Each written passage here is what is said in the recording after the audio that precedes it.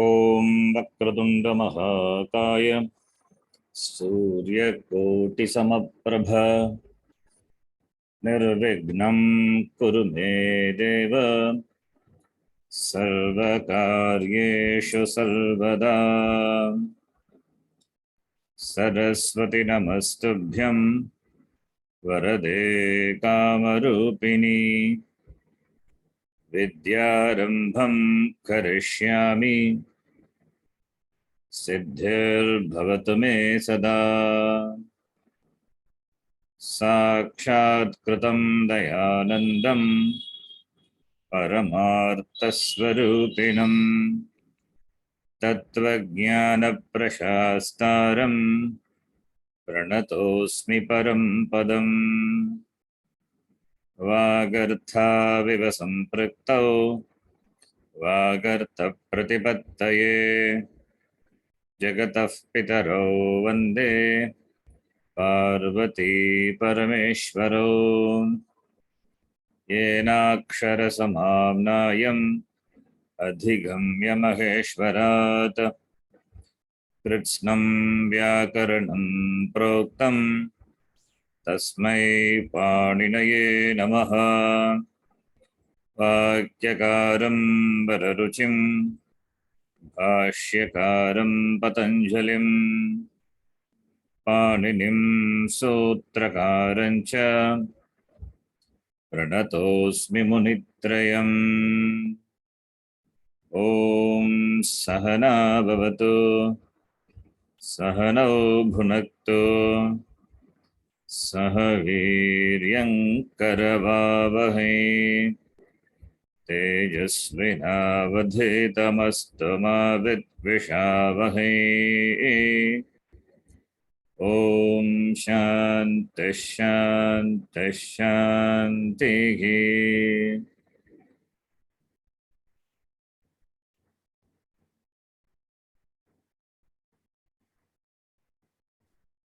अल्पाक्षरम् असन्दिग्धम् अल्पाक्षरम् असन्दिग्धम् सारवद्विश्वतो मुखम् सारवद्विश्वतोमुखम् स्तोभम् अनवद्यं च स्तोभम् अनवद्यं च सूत्रं सूत्रविदो विदुः सूत्रं सूत्रविदो विदुः। अयुन् अयुन् ऋलक् ऋलक् एओङ् एओङ् ऐ औच् ऐऔच् हयवरट् हयवरट् लन् लन् ञामाङाण्डनं ञामाङाणनं जभै झभै घढदश् घढदश् जबगडदश् जबगडदश् खप चठथ चटतौ चटतौ कपै कपै शशसर् शशसर् हल् हल् इति माहेश्वराणि सूत्राणि इति माहेश्वराणि सूत्राणि अकुगविसर्जनीयानां कण्ठः विसर्जनीयानां कण्ठः इचुयशानां तालु इचुयशानां तालु ऋटुरषाणां मूर्धा ऋटुरषाणां मूर्धा लुतुलसानां दन्ताः लुतुलसानां दन्ताः ऊपु उपध्मानीयानाम् ओष्ठौ उपध्मानीयानाम् ओष्ठौ ञामाङाण्डनानां नासिका च ञामाङाणानां नासिका च एदैतोः कण्ठतालु एतयोः कण्ठतालु Odau togo kantha oshtam. Odau toho kanta oshtam. Karasya danta oshtam. Vakarasya danta oshtam. Jakhva muliyasya jakhva mulyam. Jivha mulyasya jivha mulyam.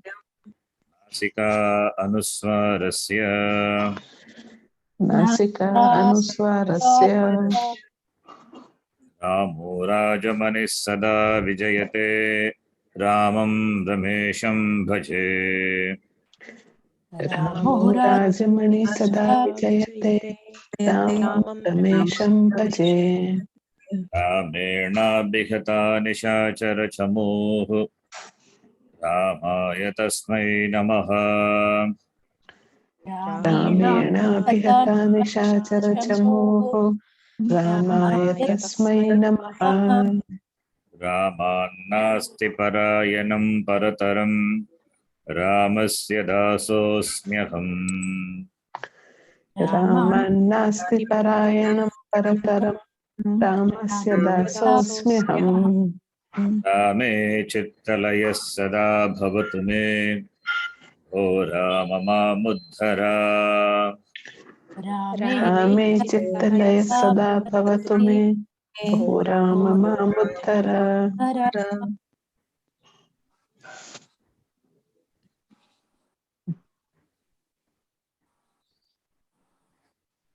The last class we have seen Karakam. How many Karakas are there? 6 Karakas. 6. Kartakaraka will be in Prathama vibhakti. Pratama Vibhakti. What is Karmakaraka?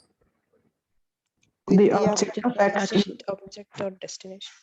Karma meaning object. Karma will be in Dvitiya Vibhakti. Tritiya vibhakti. That by which the action is accomplished. The means of accomplishment. What Karaka is that? Karana. Karanakaraka. It is called in Karanakaraka instrument. That's called instrumental case, Tritiya Vibhakti. And the Karaka, which is means the purpose of action. Sampradana. Pradana. The purpose for which an action is done, or the recipient of the result of action will go in Chaturthi Vibhakti. It's called Sampradana. And what Karaka is represented in Panchami Vibhakti? Apadana. What is Apadana? From whom the action. The purpose from where the action, the displacement, the moment takes place is called Apadana. And what is Adhikarana Karaka? Location of the action. Locus. The locus where the action takes place. Okay. So this is what is going to be presented in these lessons in the infant reader. The infant reader we have read up to 3rd lesson, I think. 3rd lesson have we done? Yes, I think so. Have we done the lesson? 3rd lesson? Tritiyah Pataha. Yes, Ji. I think in the last class we did this. Tritiyah Pataha. So now we have to do the Chaturtha Pataha.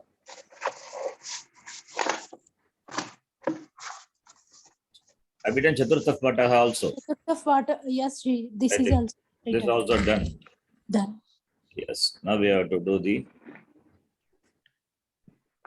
Panchama Pataha. Panchama is 5th lesson. Samskrita Bala Darshe Panchama Pataha.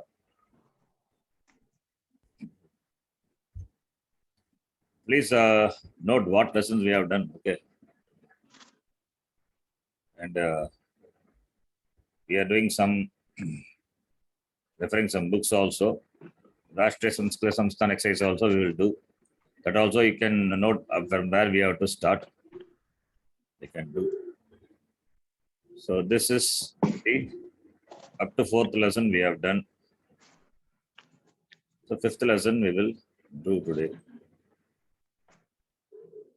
Okay. Samskrita Baladarshe Panchamah Pataha. Panchamaha. Panchamaha is 5th. Pancha is 5. Panchama is 5th. Okay. So let us read this.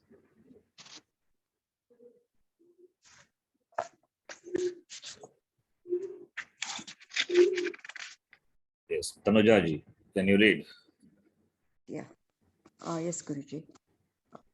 Ashvaha. Ayam Ashvaha. Rataha on the right side. Rathaha. Ayam Rathaha. Trinam Sarathihi. Graham Nripati. Griham. Graham. Not Graham. Griham. Gruham. Yes. Gruham. Nripatihi. Jalam. Kapihi. Aham. Tvam. Okay. Aham Tvam. Ashvaha. What is the Pradipadikam? What vibhakti is this? Ashvaha. Pratama vibhakti. Pratama vibhakti. Pratama. Ashvaha akarantaha pullingaha ashvashabdaha. Ashvaha ashvau ashvaha. Tadvateva rata api. Rata also. Pullingaha eva. Akarantaha. Pullingaha. Ratha shabdaha. Rataha ratau rataha. Ayam. Ayam shabdasya pratipadikam kim? Tanujaji. What is the pratipadikam of Idam. ayam? Idam. Makarantaha. Pullingaha. Idam shabdaha. Right? How do you decline? Katam bhavati idam shabdasya rupam pullinge pratama vibhakti. Ayam ime ima. Ayam imau ime. Imau ime. Yeah, sorry. Ayam imau ime. Ime. Yeah. Right. Yes. So ayam ashvaha. Here makara is there. Ayam. Why makara is here in this case? Whereas ayam rataha anuswara is there. What sandhi is that?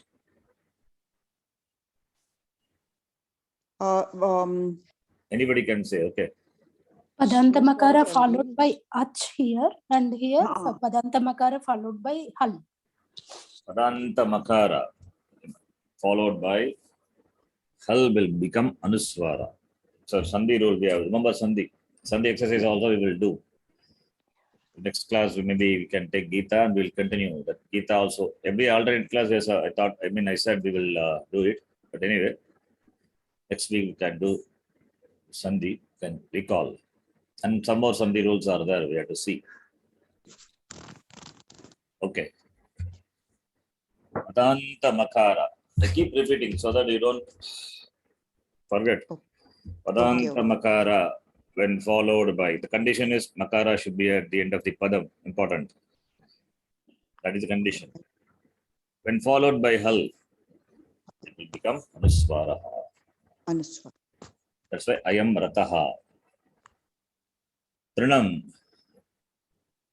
Trinam what? Kim lingam? Trinam. Napusak. Umsakalingam. Trinam iti yukte grass. Trinam. Right. Saratihi. Saratihi pulling shabdaha ikarantaha. Ikarantaha pullingaha sarati shabdaha. Pratama vibhaktehe rupam. Sarathi, Sarathi, Saratihi, Sarati, Saratayaha. Adi Shabda, you have to memorize. Okay, you need to know. Yeah. Rama Shabda, Adi Shabda, Guru Shabda. Ramaha, Ramo, Ramaha. Rama is different. Akaranta. This is Ikaranta. सारथिः सारथी सारथयः सारथयः गृहं गृहं गृहे गृहाणि गृहाणि नपुंसकलिंग यस नृपतिः नृपतिः नृपति नृपतय नृपतयः तयः नृपतिः means राजा राजा king भूपतिः नृपतिः नृपः king. नृपः also king only अकारान्तः पुल्लिङ्गः नृपशब्दः जलं नपुंसकलिंग जलम is water jalam jale jalani bhagavachanam dvivachanam also there for jala shabda. Okay, then kapihi कपिः is pulling शब्दः इकारन्तः हरि शब्दवत् तथा नृपतिः सारथिः तद्वत् कपि शब्दः अपि कपिः कपि कपयः इकारान्तः पुल्लिङ्गः कपि शब्दः अकारान्तः पुल्लिङ्गः वानर शब्दः वानरा कपि all the same. Then aham shabda. What is aham shabda? सर्व इनडिक्लाइनेबल नहीं Really? सर्वनाम सर्वनाम सॉरी सर्वनाम I'm sorry Aham is pratama vibhakti rupam of asmat shabda. Asmat अस्मत् या shabdasya pratama vibhakti rupam aham. Okay, all of you can chant. How many of you know by heart this asmat shabda? Do you remember asmat shabda? Anybody? Yes, Sharanji. Aham, Remember? अहं Yeah. Yes. avam, अहम् आवां वयं मां मा आवां नौ अस्मन्नः Very good. मया आवाभ्याम् अस्माभिः मत आवाभ्याम् अस्मत् Hmm. Okay, important shabda. Please memorize this. You can repeat now. तकारान्तः अस्मत् शब्दः त्रिषु लिङ्गेषु समानरूपः नकारान्तः अस्मत् शब्दः त्रिषु लिङ्गेषु समानरूपः Pramila ji, do you know by heart? Pramila ji, ji do you know by heart? Yes ji Very good. Jyoti ji knows. Others, please memorize this. Very important shabda. Aham avam vayam aham आवां वयं mamma avam nau asmannah mama नौ अस्मन्नः aya avabhyam asmabhihi मया मया आवाभ्याम् अस्माभिः मह्यं मे avabhyam nau asmabhyam nah मह्यं मे आवाभ्यां नौ अस्मभ्यं नः mat avabhyam asmat mat आवाभ्याम् अस्मत् mama me avayoho nau asmakam nah mama मे मे आवयोः नौ अस्माकं नः मयि आवयोहो अस्मासु मयि आवयोः अस्मासु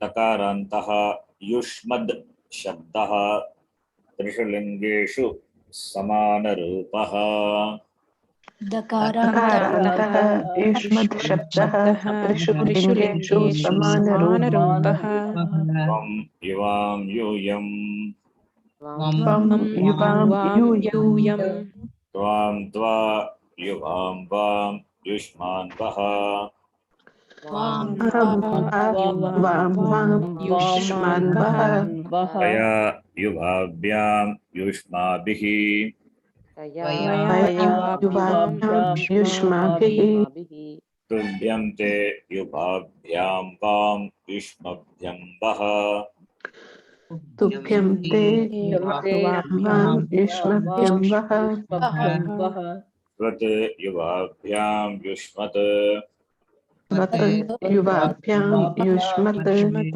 तवते युवयोः वां युष्माकं वः तव ते युवयोः वां युष्माकं वः त्वयि युवयोः युष्मासु त्वयि युवयोः युष्मासु Very important shabda. This you need to memorize this. We have read this many times. That's first time. Okay. We'll continue the lesson. Next person, Jyoti ji, you can read. First line you can read. First. सारथिः रथं नयति किं क्रियापदम्? अस्मिन् वाक्ये क्रियापदम् अस्ति वा? नयति क्रियापदं नयति क्रियापदम्. नि कः धातु Very good. नि धातु Ni dhatu. Ni dhatu becomes nayati. Right? Ni dhatoho latlakara rupam nayati. Nayati, the ti gives you a lot of information. What are the information it gives? प्रथमपुरुषः एकवचनं Very present good. tense Present tense. कर्तरि प्रयोग Very good. Then it denotes the, it represents the, Parasmaipati. that is one thing. Okay, good. Another one more thing. What is it? Saratihi. It denotes the subject. Subject. Right? Subject. Because it is kartari prayoga, that is active voice, that's why ti is there. If it is passive voice, te will be there. That we will see, karmani prayoga. So nayati. So nayati is there, therefore subject will be there. If subject is not, we have to supply. Saha, asa, artat, whatever it may be. Now, Jyoti, kaha nayati? सारथिः नयति Ke nayanti? सारथयः नयन्ति Saratihi kam nayati? सारथिः रथं नयति Ratha, Ratha atra kim karakam? कर्मकारकं द्वितीया विभक्ति Ratha is karma karaka, therefore it is dvitiya vibhakti. It is the object of ni, the dhatu, the kriya, ni, naya. What is the meaning of nayati? takes pulls Takes, pulls, draws, leads, all the meaning. Leads. Saratihi ratam nayati. It draws the chariot. So when you read a sentence, first you have to look for the kriya padam. Nayati. Kaha nayati? Kim nayati or kam nayati? Atra ratha is pullinga, therefore kam nayati. The object of pulling, object of drawing, taking is ratha. Therefore, kam nayati, ratam nayati. So, sarati, kartakaraka, ratha, karmakaraka. Two karakas are there. This lesson deals with panchama fontaha, karmakaraka. That's why we karmakaraka we saw. Right? Next person. Anupamaji. कपयः फलानि खादन्ति क्रियापदं Hmm. खादन्ति कर्तृकारकं कपयः कर्मकारकं फलानि Kartakaraka kapi. कपि okay Because it is kartakaraka, therefore it will be in pratama vibhakti, and in keeping with the vachanam of the kriyapadam, which is bhagavachanam here, therefore kapi kapayaha bhagavachanam, right? So when you say karaka, you have to tell the pratipadika. Okay Kapi is kartakaraka. Then that will be in pratama vibhakti. Kartakaraka will be in pratama vibhakti in kartari prayoga. Therefore, okay in keeping with the vachanam of the kriya padam, kapayaha, right? Ke kadanti? फलानि खादन्ति No. My question. Ke kadanti? खादन्ति कपयः खादन्ति Kau kadataha? कपि कपि खादतः Kapi kadataha. खादतः Kim kadasi? Or kaha kadasi? फलं खादति Tom kadasi. Tom. Just making into a Madhyama Purusha, right? Kadati, kadataha, kadanti, Pratama Purusha. I just asked kaha kadasi. Agam tom kadasi. त्वं खादसि Right? Now, Palani is बहुवचनं what karaka? नपुंसकलिङ्ग बहुवचनं Napumsaka. कर्मकारक It is karma karaka. Prathama vibhakti also palam pale palani. Dvitiya vibhakti also palam pale palani. Prathama dvitiya प्रथम विभक्तेः रूपं बहुवचनरूपमपि फलानि द्वितीया विभक्तेः बहुवचनरूपमपि फलानि सो द्वयोः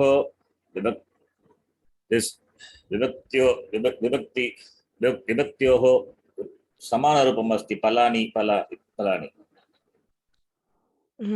then how will you know whether it is prathama vibhakti or dvitiya vibhakti? Prathama vibhakti is kapi. Kapi. Therefore, palani cannot be prathama vibhakti. It has to be karma only. Therefore, dvitiya vibhakti. Palani also palam pale palani. Prathama vibhakti also it is possible, but palam cannot eat. There must be a subject, a karta, who must be for whom the palam must be the karma, the object. Therefore, you have to narrow down, ruling out prathama vibhakti and dvitiya. Therefore, it should be dvitiya vibhakti. Because it is dvitiya vibhakti, therefore it must be the karma. So pala is karma and kapayaha palani kadanti. Ke kadanti kapayaha kadanti. Kapayaha kadanti. Now you ask question for which the answer should be palani. How do you ask? Kapayaha kim kadanti? Kani kadanti. Kani kadanti. Because Bhagavachana. Kapayaha kim kadanti. Kapayaha palam kadanti. Kapayaha kani kadanti. Kapayaha palani kadanti. Right? Bhagavachanam, therefore palani kadanti. Next person. Manjula ji. जी हरिहि गृहं गच्छति. Gachati is the kriya padam here. Gam dhatu. Remember in the last class we saw gam dhatu also will take karma. The place of, I mean, it's a sakarmaka dhatu. Okay, you remember sakarmaka, akarmaka? Yes, ji. What is sakarmaka dhatu? Sakarmaka dhatu even takes the kartru padam. In akarmaka dhatu, it will not take kartru padam. Only. No. The word itself it says sakarmaka, akarmaka. No, karma is akarmaka. Cannot take karma. Akarmaka cannot take karma. Akarmaka dhatus cannot take karma, cannot have karma, because it is akarmaka. Like hasati, tishtati, right? This will not take karma. Sakarmaka dhatu will take karma. Nayati sakarmaka. Khadanti sakarmaka. What about gachati? Sakarmaka or akarmaka? Sakarmaka. The place of destination is also considered to be karma. We saw in the last class, karma karakam, right? Remember, note that, important. The doubt may come here, how this gam dhatu gachati is sakarmaka. The language, according to the Vyakaranam, here gam dhatu also considered to be sakarmaka, because the place of destination is considered to be karma. So, therefore, it is sakarmaka eva. It can take karma. What is the dhatu? Gachati is kriyapada. Dhatu is Gam dhatu. gam dhatu. Kaha gachati? Harihi is Hari Shabda. Kaha gachati? I think you're not able to hear me. But I'm not able to hear you. Yes, ji. Harihi gachati. Harihi gachati. Harihi. Yes. Kutra gachati? Harihi gruham gachati. So the question should be kutra.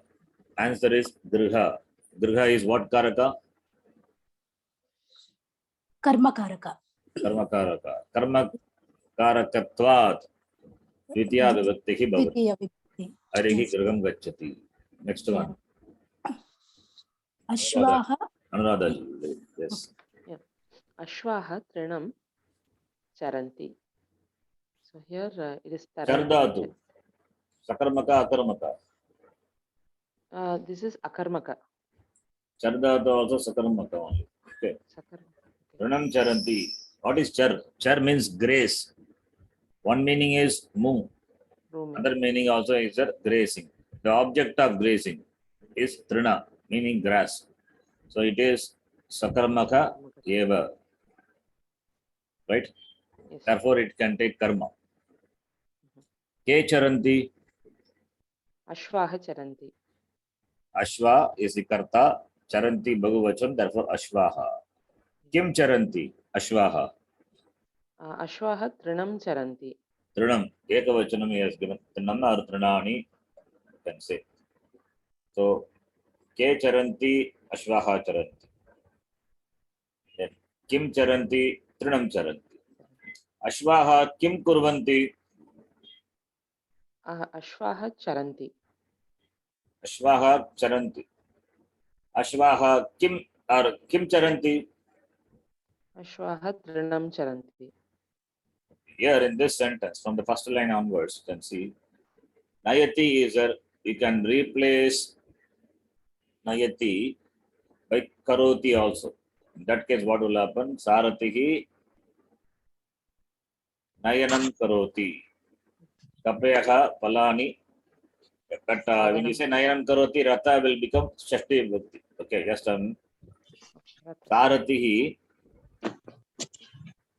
Saratihi Nayanam Karoti.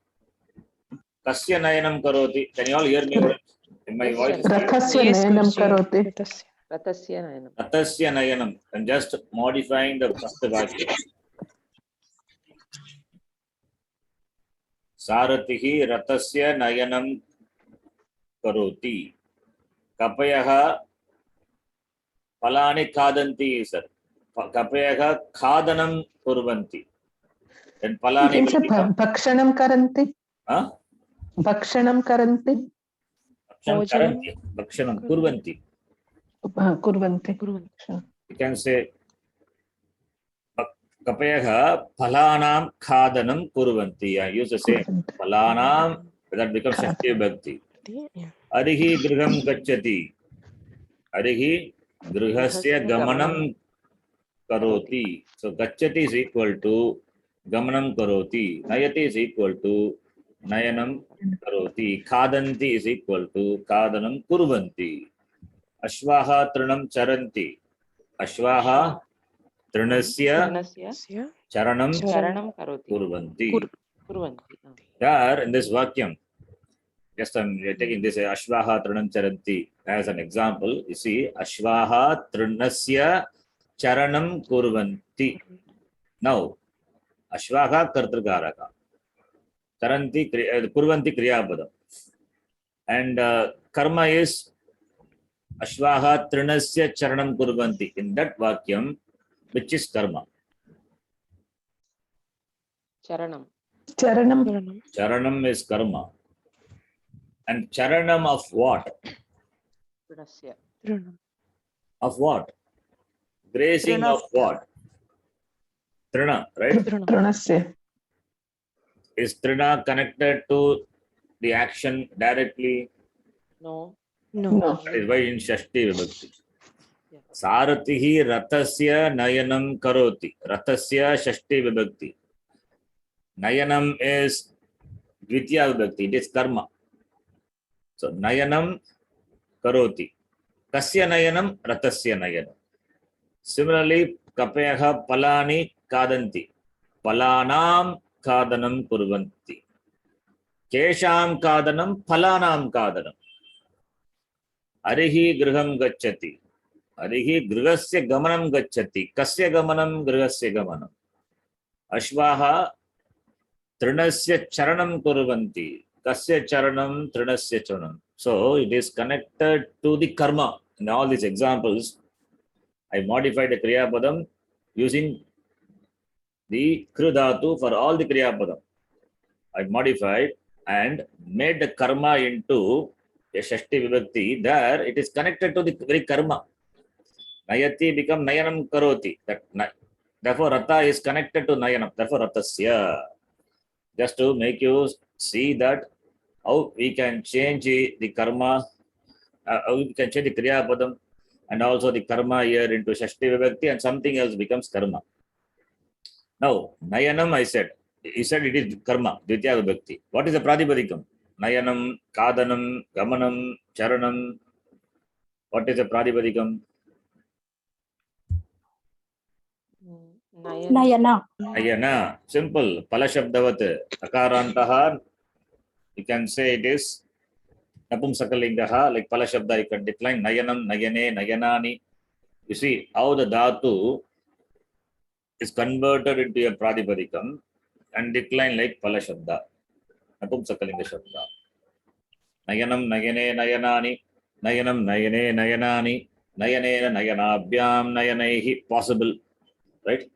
Similarly, Kadanam, Kadane, Kadanani, Gamanam, Gamane, Gamanani, Charanam, Charane, Charanani. Can you all follow what I'm saying? Understand? Yes. Yes, dear. Anybody having doubt? Yes or no? No, So Guruji. here we have converted Guruji. that into Namapadam, right? Huh? Sanjeev? Like when Charanti Not, is yes. What Yes. does it come? Charanti into? Namapadam, like Charanam. Yes. From the dhatu, we are deriving a pradipadika. Charanam is padam only. Charana is pradipadikam and it can be declined because it is a pradipadikam. Charanam is namapadam only. It can't be kriyapadam. Yeah. Kriyapadam must have ti, taha, anti, si, taha, ta. That's why karoti, kurutaha, kurvanti. Replacing, see, every dhatu has got doing, right? Every dhatu has got the meaning doing. Nayati means what?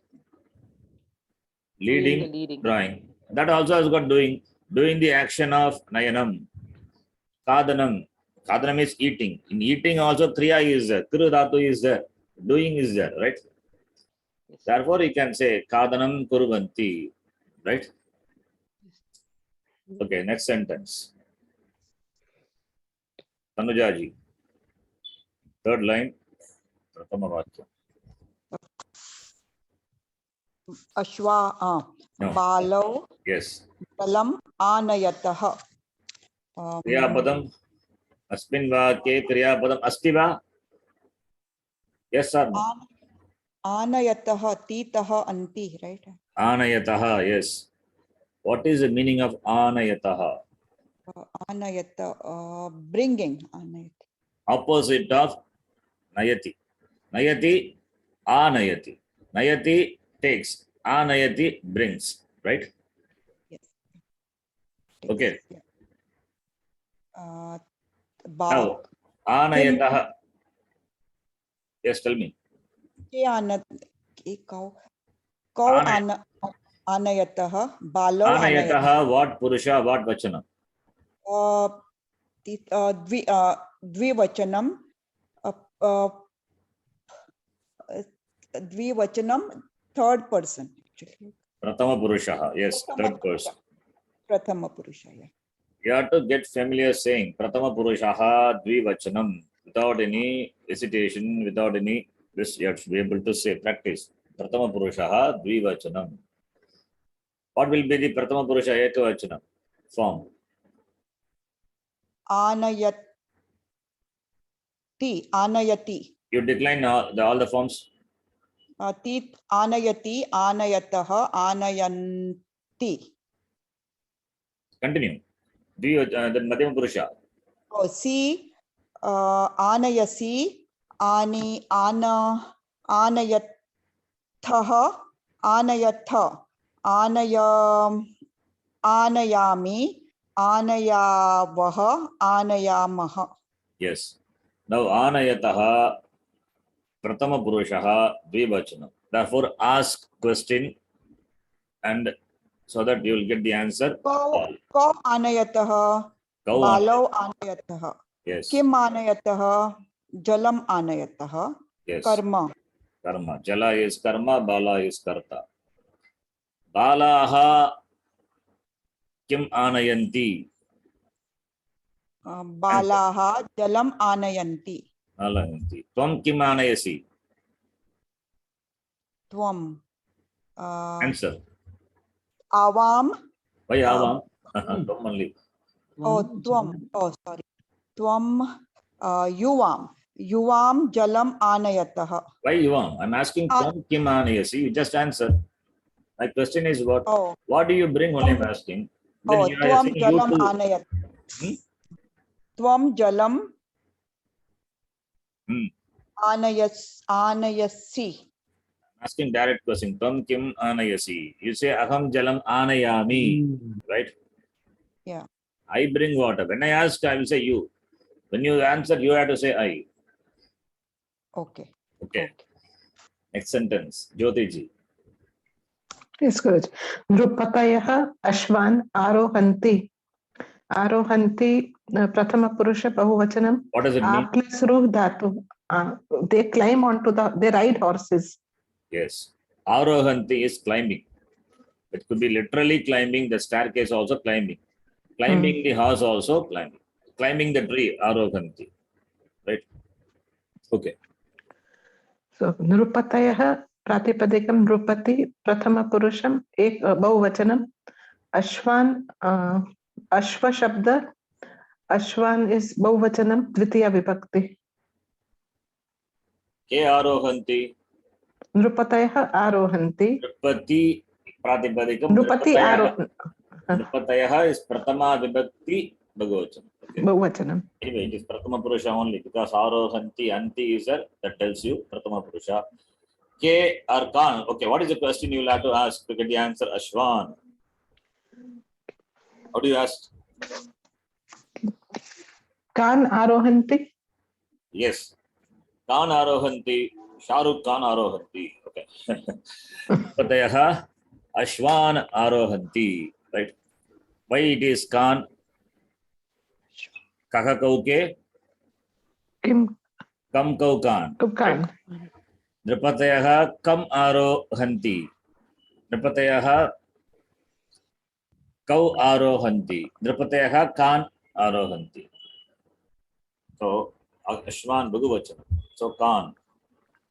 And Ashwa is Pullinga, therefore Khan. If it is Strilinga, suppose something else is Strilinga, then what will the question? How will you ask then? The question would be? Kaha. Huh? Again? It will be Kaha. Kaha Arohanti. Nrupatayaha Kaha Arohanti. Ka ke Kaha, Kam ke Kaha. Bhagavachanam also same as the Pratama Vibhakti Bhagavachanam. For the Strilinga, Kim Shabda. Ka ke Kaha, Kam ke Kaha. Okay, fine. Next one. Anupamaji. Aham phalani khadami. Kriyapadam khadami. What Purusha, what Vachanam? Uttama Purusha, Ekavajanam. Karmakarakam. Kaha Kadati? Kaha Aham khadami. Hum Kim Kadasi? Aham phalam khadami. Palani. Okay. Bhagavachanam, Palam Kadasi or Palani? Phalani. Yes. Simple sentence. So, who is the Karta? What is the Pratipadikam of Aham? Asmat Shabda. Asmat Shabda. Its Rupam is same for all the Trishalingeshya Samana Rupaha. So, Aham is Pratama Vibhakti Ekavachanam. And Pala is Napumsakalinga, Akarantaha, Napumsakalinga Shabda. Bahuvachanam. Manjula, next one.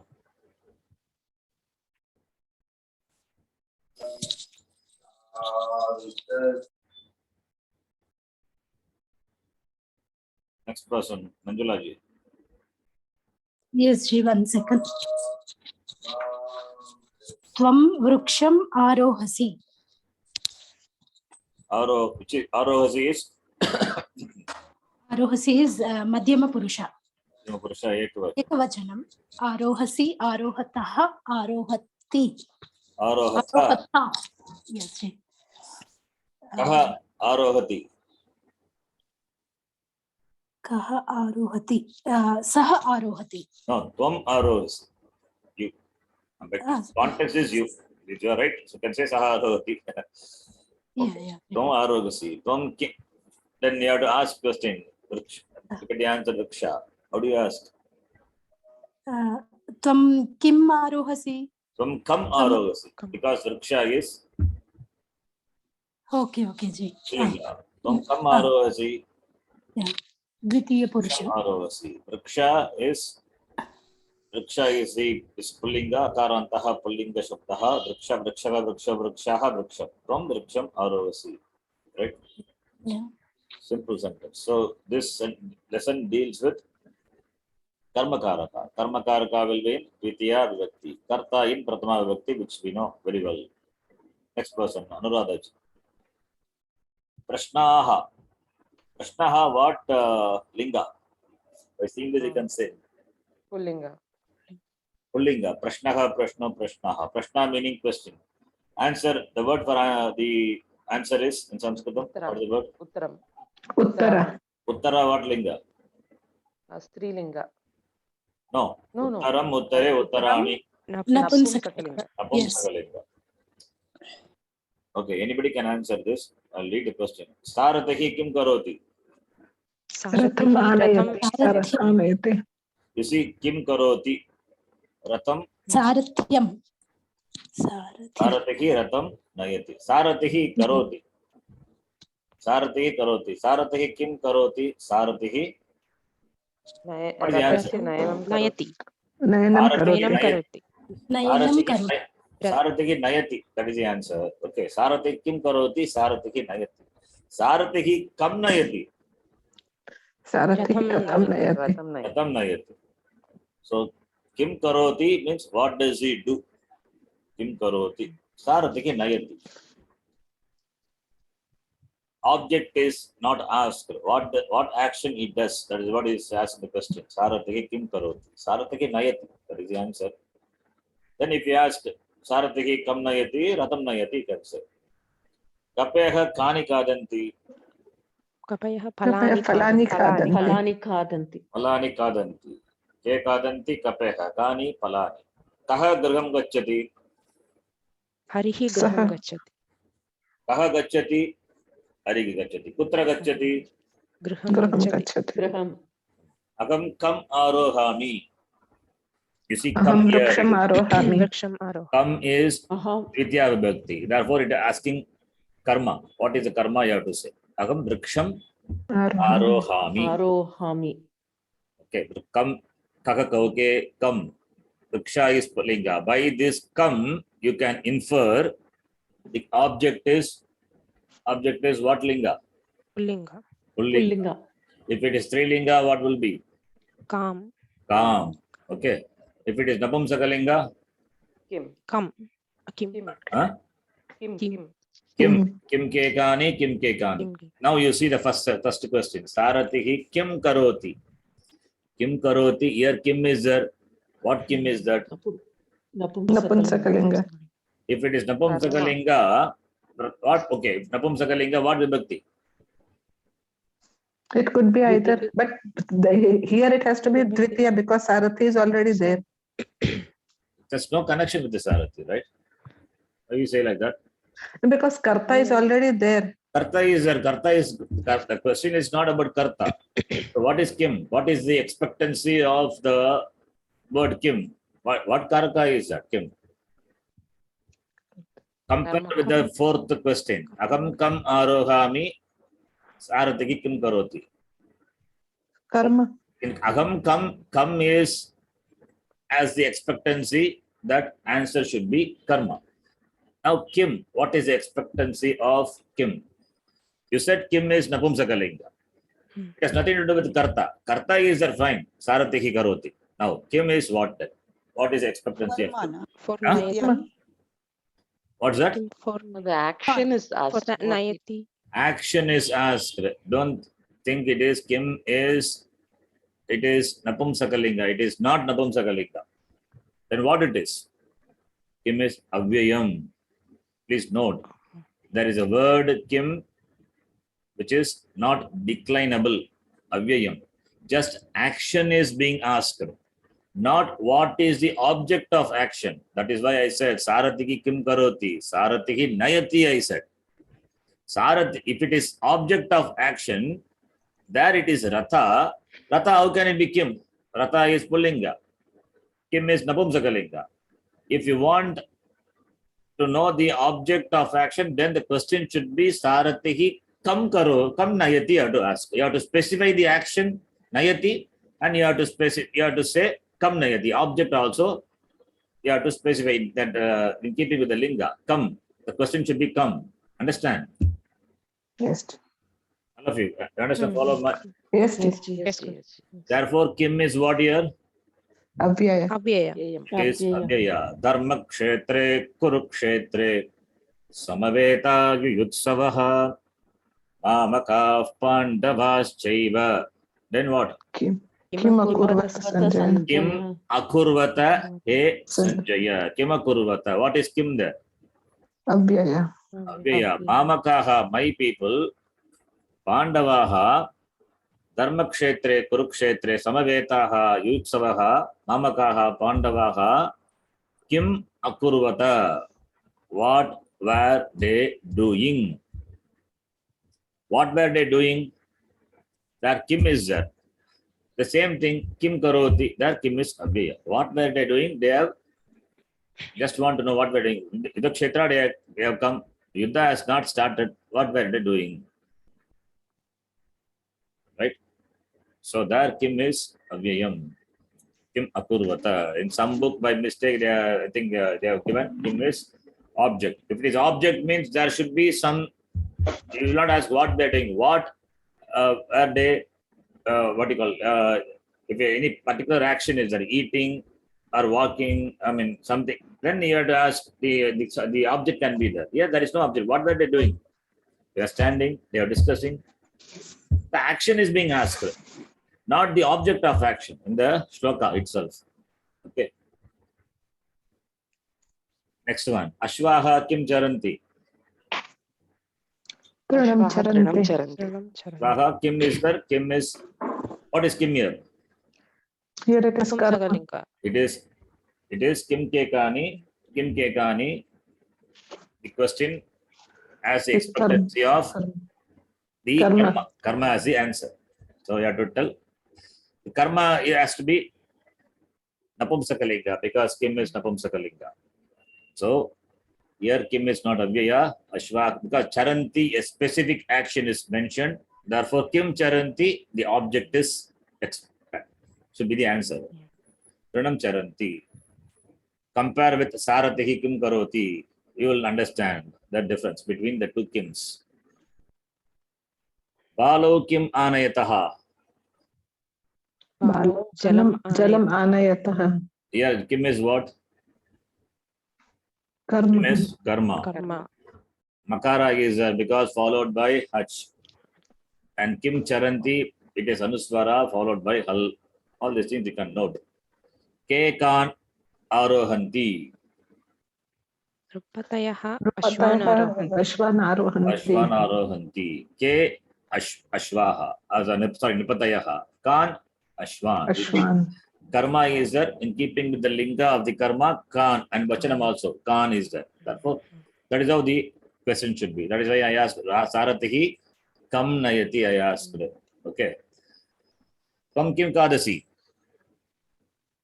Aham phalam khadami. Kam Palam Kadami. Kim is Ekavachan. Therefore, you have to say only one singular only, one fruit only, Palam. Lat Rupahi. What is Lat? Present tense. Present tense. It's a technical word to represent the Kala. What Kala? Vartamana kala. Vartamanakala. Lat Rupaihi. One word, okay. Lat Rupaihi is one word. Lat Rupaha, Lat Rupam, Lat Rupe, Lat Rupani.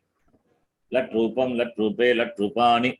Lat Rupena, Lat Rupabhyam, Lat Rupaihi. One word, okay. Don't think it is two words. It is given with a space, but it is one word. Lat Rupaihi Vakyani Purayata. Fill up the Vakya. Vakyani is karma. Vakyam Vakya Vakyani. Purayata with the forms of lat. Ashvaha Janan dash. Vahanti. Vahanti. Vahanti is carry. Vakhdatu. Ashvaha. Karta is Ashvaha. Therefore Vahanti. Pratham Purusha Bhagavachana. Nripatayaha Prajaha dash. Rakshanti. Rakshayanti. Rakshanti. You have to you have to remember many Kriya Padams. Already I have given you a long dhatu list. If you remember, many dhatus. Kriya Padam. Prishabhav Trinam dash. Charanti. Huh? Charatah. Charatah. Taha. Charatah. It has to match with the Vachanam of the Karta. Tvam Jalam Anayasi. Anayati. Agam Pushpani. Anayasi. Pashyami. Pashyami. Pashyami. Tvam Palam Khadasi. Khadasi. Khadasi. Kadasi. Idam Shabdasya Rupa hi Vakyani Purayata. All these things we know it very well. Idam Shabda. Ayam Imau Vime. Iyam Ime Imaha. Idam Imani. In all the dash Saratihi Ratam Nayati. Ayam Sarati. Ayam Saratihi. Ayam Saratihi Ratam Nayati. Dash Kapayaha Palani Kadanti. Ime Ime. kapayah. Ime Kapaya. These monkeys eat the fruits. Ime. So here the ime is a adjective. Adjectival pronoun. It has to match with. This is called Samanadikaranya. Visheshana Visheshya Bhavaha Asti. That is a relationship. Substantive adjective relationship. So that has to be in keeping with the gender, vachanam, vibhakti. That is what exercise is about. Dash Ashvav Ratam Bhagataha. Imau Ashwa. Imau Ashva. Dash Balikaha Grigam Gachanti. Imaha Balika. Maha Balika. Imaha Balikaha. So Asmat Shabda, Ishmat Shabda. Very good. You have to memorize that. Then glossary, you can remember this Kriya Padam. Okay. Then another 10 minutes we can just do this lesson from the Rashtriya Samsthan. Simple lesson. In fact, we stopped here. Therefore, we will go from here. Those who have difficulty in remembering Asma Shabda, Ishma Shabda, and the Kriya Padam, for them this will be useful. It's a simple exercise. If you remember, we did the Rashtriya Samsthan exercise, the lessons up to the last one, page number is this. Now the next one is Madhyama Purusha. Infant reader will continue the next lesson in the next class. So this we will do now. Tanujaji, please read. Dhyanena patantu. Dhyanena, what vibhakti? Dhyanena. Vidya vibhakti Bahuvachan. Tritiya, dhyanam, dhyane, dhyanani, dhyanam, dhyane, dhyanani, dhyanena patantu. Read carefully. Yes. Please, kripaya, you can add. Kripaya dhyanena patantu. Yes, please read. Dhyanena. Wait a minute. Sorry. I go. Wait. Tvam, Tvam yuam yuyam. this is what we chanted. You two, you all. Please read.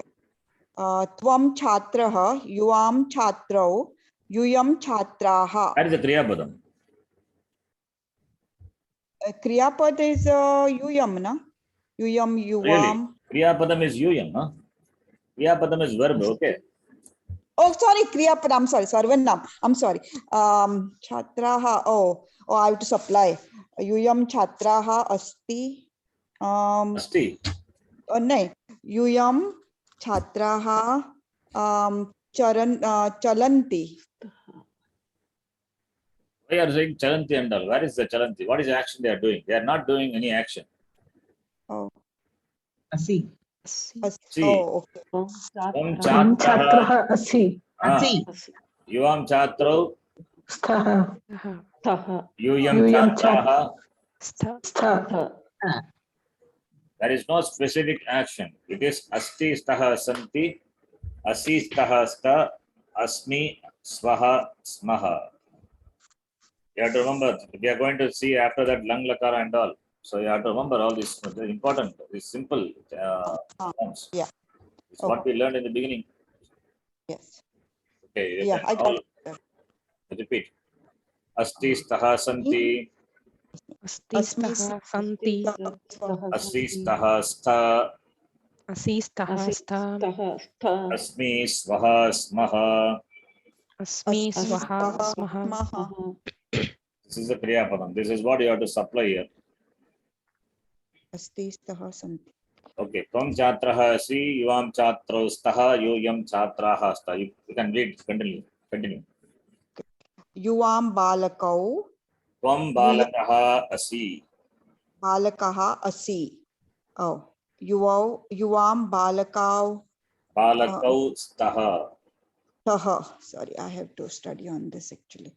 Yuvam Chatre. यूयं बालक. What are you? You are reading it line by line, okay? Sorry, I'm losing it. Can I pass on right now? My mind is not clear. Can someone take my place? I'm a little bit sorry. Jyoti ji, please read. त्वं यूयं बालकः बालकाः. युवां बालकौ स्तः यूयं बालकाः स्तः Okay, continue. त्वं छात्रा असि युवां छात्रे स्तः यूयं छात्राः स्तः Vyasa 57.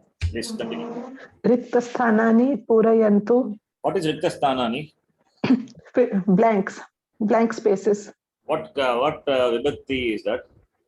It is रिक्तस्थानानि द्वितीया विभक्ति बहुवचनं Yes, very good. What is the Pratipadika? रिक्तस्थान Purayantu is who is the karta, who is the subject? You said karma, Riktasthanani karma, it is correct. Purayantu, it is lot lakara, it is command. We are going to see that later. so यूयं पूरयन्तु Not yuyam. No, Bhavan or त्वं Bhavati. पूरयन्तु no it can be Bhavan or Bhavati. पूरयन्तु She said bhavan, bhavanto, bhavantaha, bhavantaha. भवन्तः You all, with respect. छात्राः You all, with respect. It is with respect. You, I mean, yuyam only, but it is, if it is yuyam, then it Yes. has to be madhyama purusha, that pratyaya will come. Sitaha, Yeah. that type will come for lot lakara. Okay, purayatha it has to be. Purayantu with respect. With respect, like bhavan gacchati, we say, you go, right? Even though bhavan is you, but we say, bhavan is madhyama purusha, but we say, we use the kriya padam gacchati. That is with for respect. Say. Similarly, bhavantaha, riktastani, bhavantaha or bhavatyaha. If it's Srilika, bhavatyaha. Bhavatyaha, not bhavatyaha, bhavatyaha. It is Srilika. Riktasthanani purayan. Anyway, read, continue. त्वं बालकः युवां बालकौ Tvam यूयं balakaha asi. Keep Asi. saying that asi, so that practice. युवां बालकौ स्तः यूयं बालकाः स्तः त्वं तरुणः अस्ति Asi. असि युवां तरुणौ स्तः यूयं तरुणाः स्तः त्वं नम्रः असि What is namraha? नम्रः is polite Polite, soft, yes. Taruna is Young. young. Young. Okay, yes. त्वं नम्रः असि युवां नम्रौ स्तः Yes, यूयं नम्राः स्तः yes. त्वं छात्रः असि युवां छात्रौ स्तः यूयं छात्राः स्तः त्वं तक्षकः असि युवां तक्षकौ स्तः यूयं तक्षकाः स्तः Takshaka is serpent Carpenter. Huh? Carpenter. carpenter. Carpenter Kriya padam takshati. Takshati is carpenter. तक्षति Okay. Continue. त्वं सैनिकः असि युवां सैनिकौ स्तः यूयं सैनिकाः स्तः त्वं नटः असि युवां नटौ स्तः यूयं नटाः स्तः What is nataha? Dancer. Dancer. Actor. Actor. Actor nataha. Srilinga would be नटी nati. Ikaranta Srilinga. Okay, next one. Anupama ji can read. Tvam chhatra asi. Chatra Yuva- is what linga? Strilinga. Strilinga. So chatra. Tvam is Trishalingesha samana rupaha. Samana. Therefore, tvam will remain tvam only. Whatever may be the linga. Same form. That is why. Similarly, asi. That also is independent of the linga. Asi. Okay, continue. Tvam chhatra asi. Yuvam chhatre stha. Yuyam chhatraha stha. Tvam balika asi. Yuvam balike stha. Yuyam balikaha stha.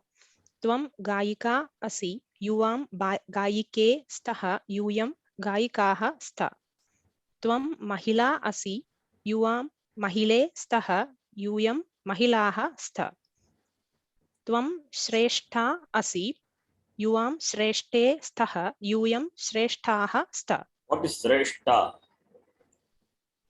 better higher or Good. Senior. Very good. Best. No, yeah, Best. very good. You can say Sreshtaha. You are elderly, greater. Elder could be anything. I mean, senior, greater, superior. Yes, in terms of age, in terms of quality, in terms of guna, what are maybe guna, etc. Sreshta. Okay, continue. त्वं पुत्री असि युवां All these are akaranta shabda. Chhatra, chhatre, chhatraha, balika, balike, rama shabdavat. Now ikaranta shabda. Yes. त्वं पुत्री असि युवां पुत्र्यौ स्तः यूयं पुत्र्यः स्त त्वं नर्तकी असि युवां नर्तक्यौ स्तः यूयं नर्तक्यः स्त त्वम् अभिनेत्री असि युवाम् अभिनेत्र्यौ स्तः यूयम् अभिनेत्र्यः स्त त्वं गृहिणी असि युवां गृहिण्यौ स्तः यूयं गृहिण्यः स्त त्वं स्वामिनी असि युवां स्वामिन्यौ स्तः यूयं स्वामिन्यः स्त Yes. I think the next Mamaji, lesson. Abhinetri is Abhinetri. anchor or interviewer, is Abhinetri is actor only. actor. Abhinetri, that netri, ni dhatu, it's all from ni dhatu. Ni, from you get neta, neta is leader. Abhinetri, anyway, here Abhinetri is actor. Abhinetri. Okay. What you read, now it is given here. Asi, staha, santi. Okay. Please practice this. We'll stop here. And one of you, please note the page number of this book. Every time I have to search, it's finding difficult. 136 page number. One of you can note at least. Yeah, Ji, I'll note it. Ji. 136. So we'll stop here. We are going at a slow pace. I think all of you can participate. It's not difficult to follow, I think. I think I have slowed down. I have come down, down and down and down. Further down, I don't know how to do it. Okay. Yeah, is it not followable, right? Yes, Sharan. Yes, Guruji. Beyond that, you cannot further slow down. You have to do some reading. Every day, 10 minutes you spend. Okay. We have covered Sandhi and all very, very big topics, and more topics are going to come. So this is simple. It's not difficult. There's no difficulty in this. Just spend some time. Asma Shabda, Yushma Shabda, Asti, that Asdat, Rupam. This is your homework. Try to memorize. We'll see next week. Okay.